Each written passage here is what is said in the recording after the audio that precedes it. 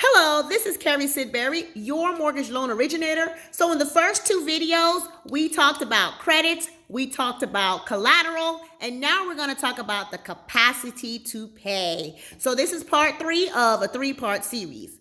Capacity to pay basically means how are you going to pay the mortgage on this property that you're financing. So basically, how do you earn your income? We look at your last 2 years' work history. And when we look at income, we are looking to make sure that income is predictable and likely to continue for the next 3 years after you close the loan, and that income can also be documented. So we want to make sure that, for example, if you're on a job or if you've been working as a W-2 wage earner, that you can document 2 years work history. You typically want to have no more than 4 jobs in the last 2 years. So you worked different jobs, you were a W-2 income earner, and they're pretty much in the same field, then you could qualify for a mortgage as long as you haven't had 4 or more jobs in the last 2, no more than 4 jobs in the last 2 years.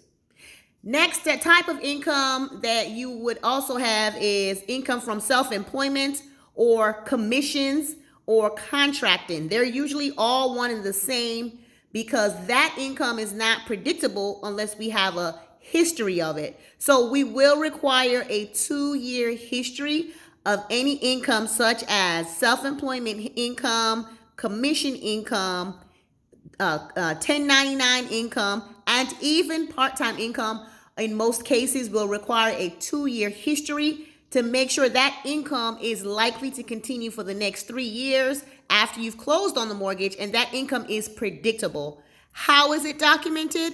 It is documented with tax returns. The income is documented with tax returns.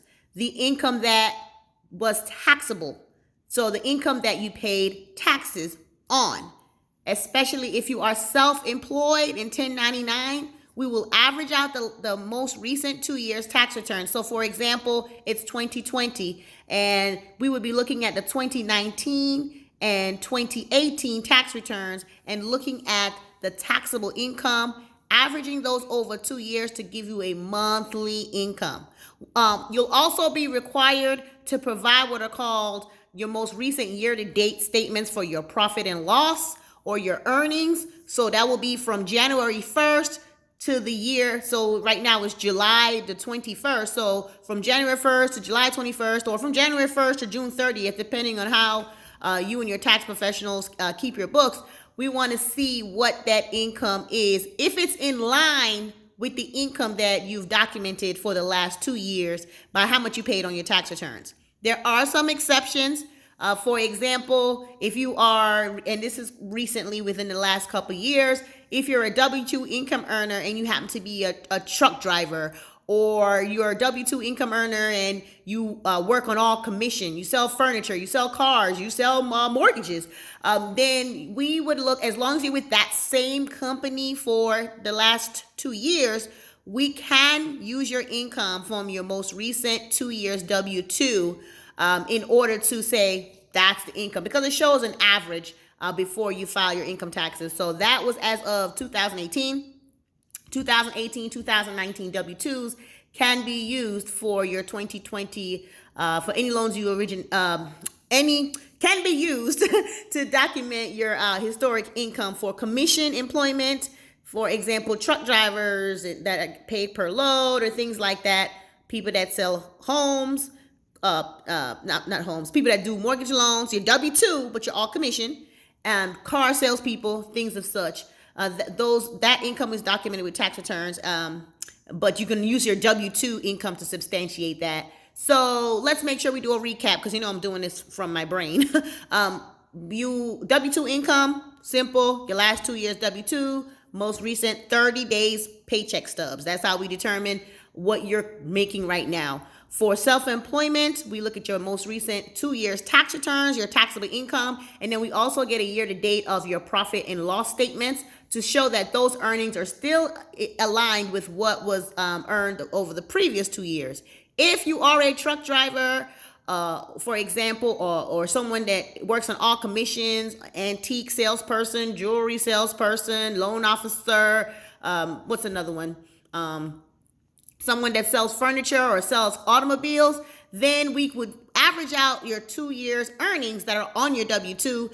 And again, we would need to see what your year-to-date income is to make sure that is in line with what you've previously made.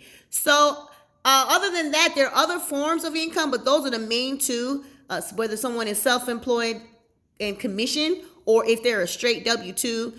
There are people that have businesses, they have corporations that they filed.